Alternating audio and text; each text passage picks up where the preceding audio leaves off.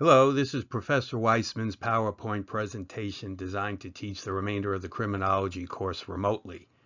It can be accessed on Blackboard and on YouTube at Professor Weisman's CJ Courses channel.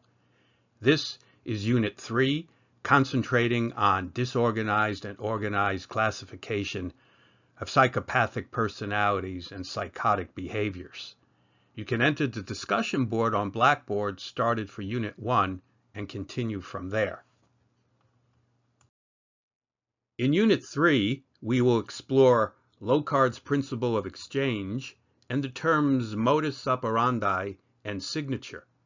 We will also look at the FBI's disorganized and organized classification scheme, the nature of the psychopathic personality, what constitutes psychotic behavior, and what is known as the homicidal triad, and whether it is good social science or urban legend. The value of trace or contact evidence was first recognized by Dr. Edmond Locard, born 1877 and died in 1966.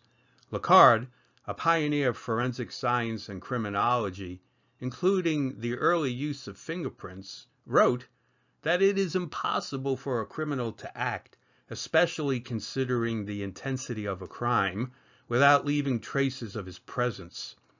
In other words, Locard's principle of exchange means that anyone who enters a crime scene both takes something of the scene with them and leaves something of themselves behind. Indeed, a criminal can leave all sorts of evidence, including fingerprints, footprints, hair, skin, blood, bodily fluids, pieces of clothing, and more.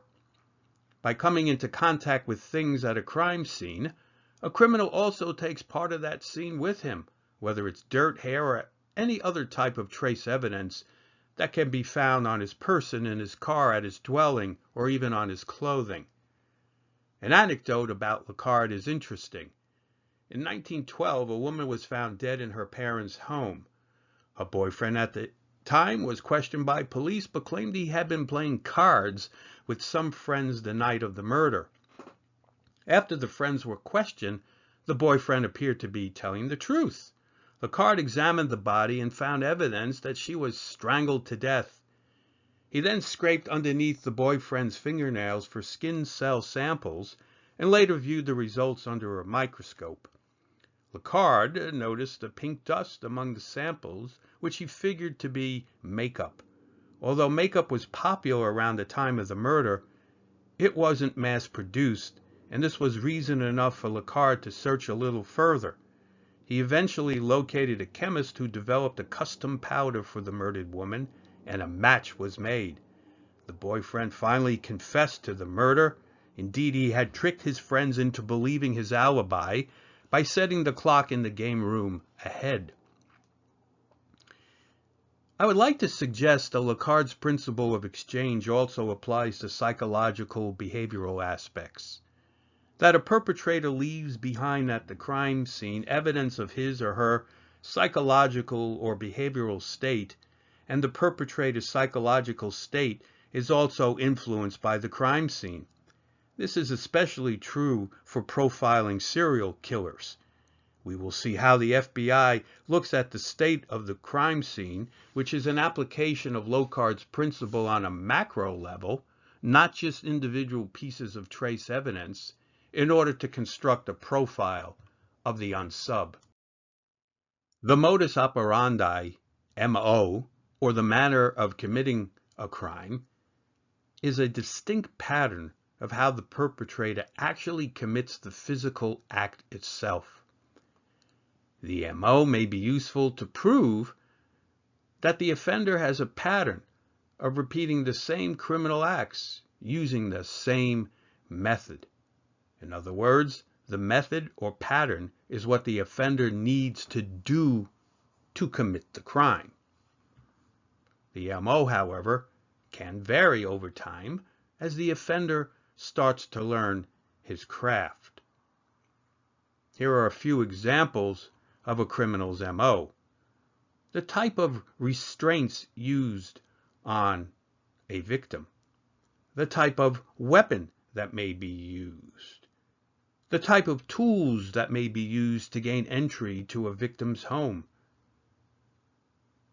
where the attack occurs, the time of day that the offender chooses to commit a crime. The lack of fingerprints could indicate the offender used gloves. Also, the manner of entry into the dwelling, for example, slitting open the front screen door, unlocking the handle, then going inside, is yet another example. The signature, on the other hand, is not required in order to commit the crime. The signature serves the emotional or psychological needs of the offender. The signature is the same from crime to crime because it emerges out of an offender's personality, which does not really change over time. The signature also can develop in some serial killers from fantasies that came about even before killing his first victim. Basically, the signature is a unique characteristic that the offender needs to do for himself. It is the criminal's way of leaving his or her mark on the crime scene and personalizing the act. Again, it does not change over time, but can in some instances change, particularly if the offender is attempting to elude capture and overrides his own psychological needs, his compulsive obsession to stamp or mark his victim with his own brand. Some signature examples include posing or branding victims in particular ways or with particular symbols that may be carved directly into the victim, carrying out torture or disfigurement, note here picarism, using props and taking souvenirs of victims, photos or clothing to relive the crime over and over again. Sometimes the offender may ejaculate, urinate, or defecate at the crime scene. Sometimes he may take personal items from the victim. Bear in mind that while every crime has an MO, not all crimes have a signature. Organized and disorganized crime scenes stem from the FBI's classification of serial killing in an attempt to create a profile of the unsub. There are two basic principles in play. First, that the crime scene can be viewed as either organized or disorganized. Second, that an offender's behavior can be classified as organized or disorganized as well. This leads to a correlation between the organization or disorganization at the crime scene and the offender's psychological behavioral state.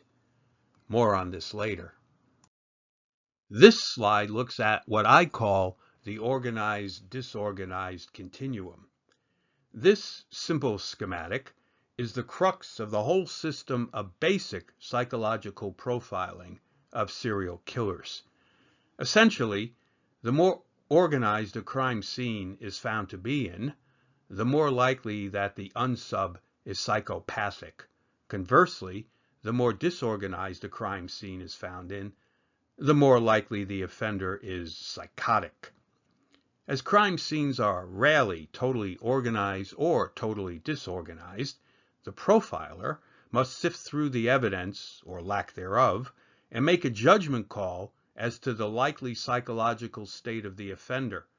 Once the psychological state can be determined, the various characteristics associated with that psychological or behavioral state can then be set forth in a profile report.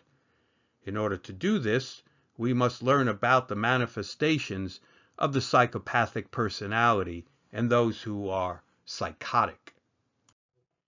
Even though it's commonly used to describe someone who has a mental illness, psychopathy is not really an official diagnosis.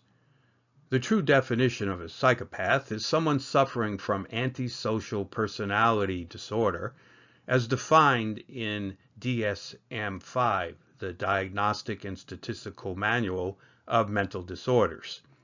Essentially, an ASPD, person suffering from antisocial personality disorder, is one who habitually and pervasively disregards or violates the rights and considerations of others without feeling any remorse for his or her actions. ASPDs may act in a criminal fashion or manipulate and hurt others in non-criminal ways, which are widely regarded as unethical or immoral, sometimes irresponsible, or in violation of social norms or expectations. It should be noted that the antisocial personality disorder must have manifested in the person before age 15, and that the antisocial behavior does not occur in the context of psychotic disorders such as schizophrenia or bipolar disorder. This indeed is the basis for the organized-disorganized continuum, since psychopathy is not a recognized product of psychotic behavior. Let's look at a list of the various behaviors that can categorize the psychopathic personality. You should note, however, that a person does not need to manifest all of these behaviors in order to be diagnosed as an ASPD. So we have superficial charm, an average or above average intelligence. They exhibit a type of poise or calmness and verbal ability. Think of Jeffrey Dahmer being confronted by the Milwaukee police with one of his victims right next to him and being able to talk his way out of being arrested. ASPDs are generally unreliable, and they have a disregard for obligations. They exhibit untruthfulness and insincerity. Many of them are pathological liars. They exercise poor judgment, and they seem to fail to learn from experience. Many are totally self-centered. They have a overinflated or grandiose self-worth. They have an incapacity to achieve real love and attachment with another person.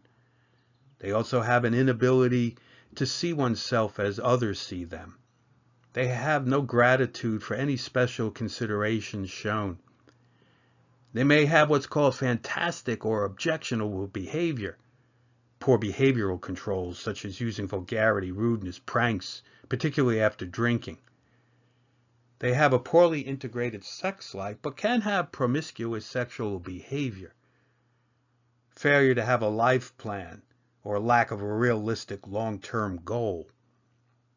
They can be manipulative. They truly lack remorse or guilt. They can seem callous or lack empathy.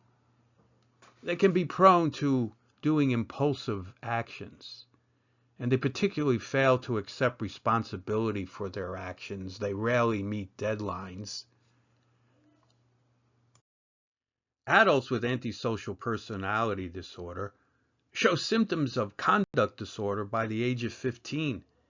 In children and teenagers, the symptoms can include aggression toward people and towards animals, destruction of property, deceitfulness, theft, and serious violation of rules.